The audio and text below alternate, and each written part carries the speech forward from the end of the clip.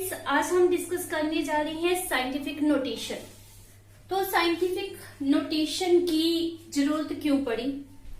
हमारे पास न्यूमेरिकल्स आते हैं फिजिक्स में, केमिस्ट्री में, वहां पर कई बार बहुत लंबी लंबी कैलकुलेशंस होती हैं और कई बार ऐसे नंबर आ जाते हैं जिसमें काफी सारी जीरोस मेंशन होती हैं। लेट्स सपोज काफी बड़ा नंबर दे दिया, दैट इज 6203000000000 या समटाइम्स रेफर कर दिया जाता है 0.000000623।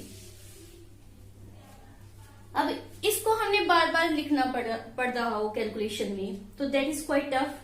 ये भी हो सकता है कि बाय मिस्टेक आप कोई जीरो लगाना भूल जाओ।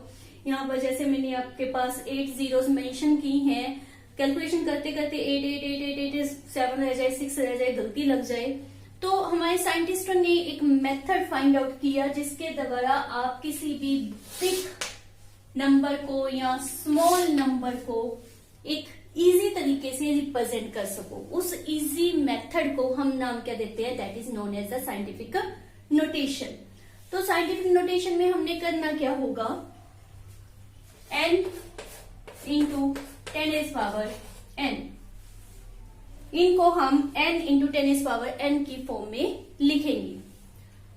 यहां पर अब n क्या है? n is a number with single या one non-zero digit on the left of decimal। N कोई ना कोई डेसिमल वाला नंबर होगा जिसमें डेसिमल से पहले सिर्फ एक डिजिट होना चाहिए और वो भी नॉन जीरो होना चाहिए। और ये जो n है इसको क्या होता है? ये it is any integer whether plus और माइनस साइन, ये कोई भी नंबर हो सकता है। यहां पर किस तरह से इसको अप्लाई करेंगे वो हम देखते हैं, कैसे इसका आंसर सॉल्व करते हैं। तो हमारे पास फर्स्ट टर्म रेफर की हुई है। हमने क्या कहा कि जो कैपिटल N है वो क्या होता है कि non zero digit left side of decimal सिर्फ एक आना चाहिए। तो यहां पर डेसिमल आ गया हमारा, यहां पर आना चाहिए। तो इसके बाद के हम डिजिट को काउंट कर लेंगे। 8 तो ये जीरोस है, 9, 10, 11। टोटल इसके बाद कितने डिजिट आ रहे हैं वो आप काउंट कर लो। वो हमारे पास कितने आ गए? 11। तो यहां पर हम क्या रेफर कर देंगे? 10⁻11, 6 डेसिमल 023 इंटू 10⁻11। ये क्लियर हुआ? नहीं हुआ तो इसको थोड़ा सा एनालिसिस कर लेते हैं। ऐसा मैंने क्यों लिख दिया, कैसे लिख दिया? मेरे पास ये नंबर था 2, 4, 6 और 8। मैंने क्या किया कि यहाँ पर डेसिमल लेकर आना है, इसके बाद के मैंने डिजिट गिने वो 11 है, तो मैंने इसको 10 की पावर 11 मीन्स 11 जीरो से मल्टीप्लाई भी कर दिया और डिवाइड भी कर दिया।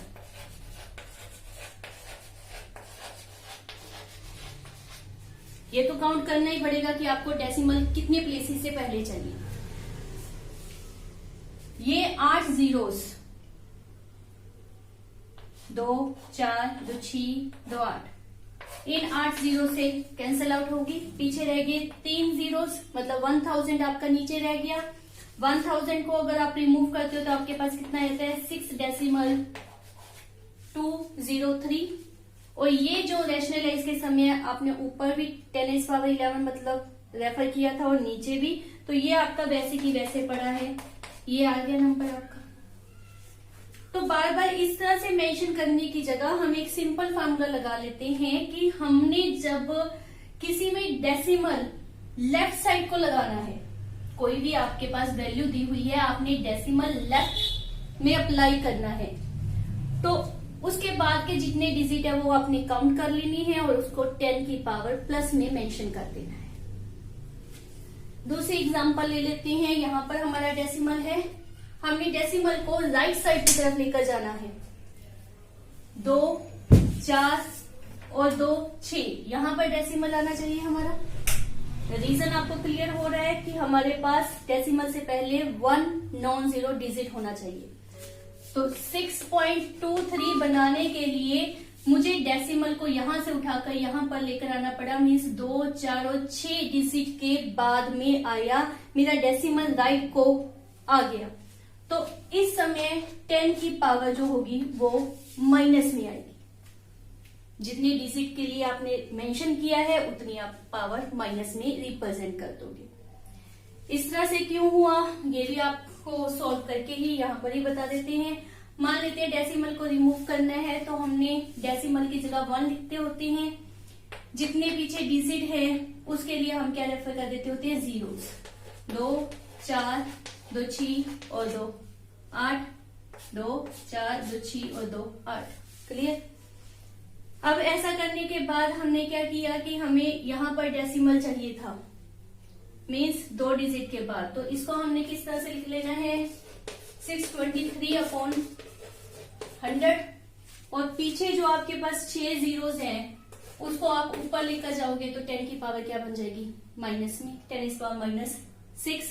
अब ये जो टर्म लिखी हुई है इसको क्या लिख सकते हैं, 6.23 × 10⁻⁻6, जो मैंने आपको पहले ही बताया है। क्यों आया वो आपने समझ लिया। अदरवाइज इजी मेथड आपको मैंने मेंशन किया है कि आपने डेसिमल को देखना है। अगर आपका डेसिमल नॉर्मली जो भी इक्वेशन होती है उसके एंड में होता है, ये तो आपको पता ही है। तो आपका डेसिमल अगर लेफ्ट को जा रहा है तो 10 की पावर जितने डिजिट से क्रॉस होकर आप लेफ्ट तक पहुंचे हो उतनी प्लस में आ जाएगी। अगर वो राइट को जा रहा है तो उतनी 10 की पावर माइनस में आ जाएगी। This is scientific notation. Calculation में प्लस माइनस में आपने इसको किस तरह से अप्लाई करना है वो भी हम देख लेते हैं। लेट आपके पास मल्टीप्लाई हो रही है, मान लेते हैं 3 × 10⁻³ मल्टीप्लाई विद द 6 × 10⁻⁴। तो किस तरह से हम 10 की पावर वालों को सॉल्व करते हैं, तो आई थिंक सिंपली है। इन दोनों की मल्टीप्लाई की, दैट इज 18। 10 की पावर वालों का हमने क्या कर देना है, मल्टीप्लाई के समय सम अप। तो ये हमारा बन गया 18 × 10⁻⁷। अब मैंने इसको साइंटिफिक नोटेशन में शो करना था, ये वाला साइंटिफिक नोटेशन में अभी नहीं आया। तो इसको साइंटिफिक नोटेशन में लाने के लिए क्या करना पड़ेगा कि मैंने यहाँ पर डेसिमल होता है इसको लेफ्ट साइड की तरफ लेकर जा रही हूँ। अगर हम लेफ्ट को लेकर जाते हैं तो यहाँ पर भी मैंने आपको समझाया 10 की पावर किस में आएगी, प्लस में। कितने डिजिट के लिए, 1 के लिए। तो यहाँ पर 10⁻⁷ और 10⁻1 आ जाएगा। मीन्स ये कितना बन गया, 10⁻8। इसी तरह से मान लेते हैं कि ये हमारी टर्म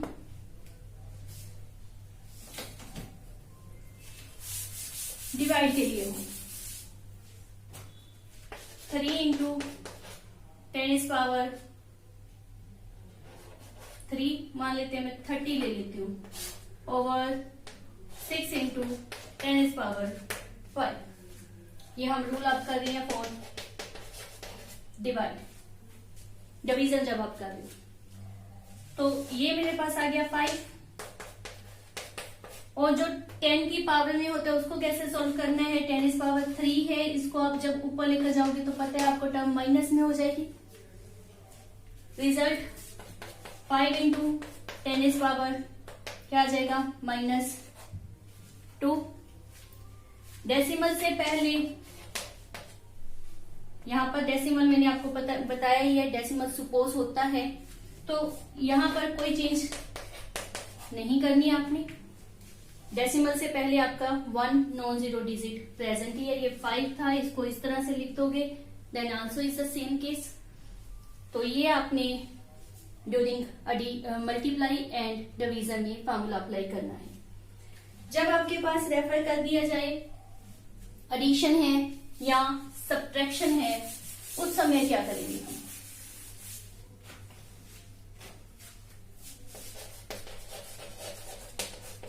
एडिशन या सब्ट्रैक्शन,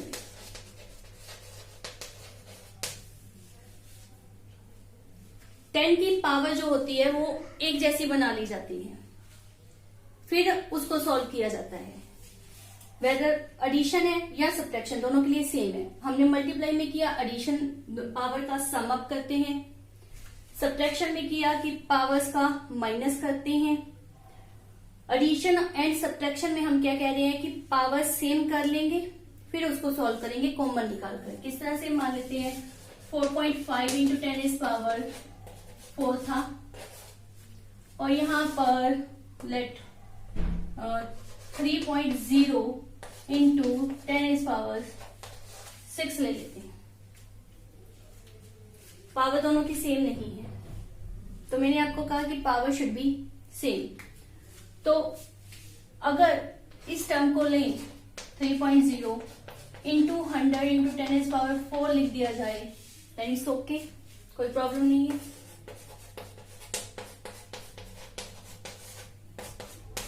एडिशन करना है, एडिशन का साइन हम डालना भूल गए थे, तो एडिशन करना है, ये आपने माइंड में रखना है। सब्ट्रैक्शन करना हुआ तो भी अब पावर हमारे पास सेम आ जाएगी, जो पावर सेम आ गई उसको आपने कॉमन निकाल लेना है। लेफ्ट इज व्हाट, यहाँ पर 4.5 रह गया, यहाँ पर पता ही है आपको अपॉन में 10 करोगे, 0 से 0 कैंसिल, मतलब इट्स ओनली 3, दैट इज क्या बन जाएगा 300, या 300 डेसिमल 0 लिख लो, वैसे 300 नो डेसिमल 0 300। अब इन दोनों का सम अप कर दिया हमने, तो मेरे पास कितना आ गया 304.5। दोबारा लिख लेते हैं 304.5 इंटू 10 इज पावर 4।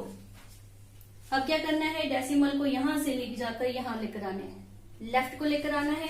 तो रूल क्या बताया आपको, कितने डिजिट लेफ्ट को लेकर आए 1 2, 2 डिजिट, तो 10 की पावर 2, प्लस में या माइनस में? प्लस में। जब लेफ्ट को आता है तो प्लस में, राइट को जाता है तो माइनस में। तो ये मेरे पास क्या बन गया 3.045 इंटू 10 इज पावर 6।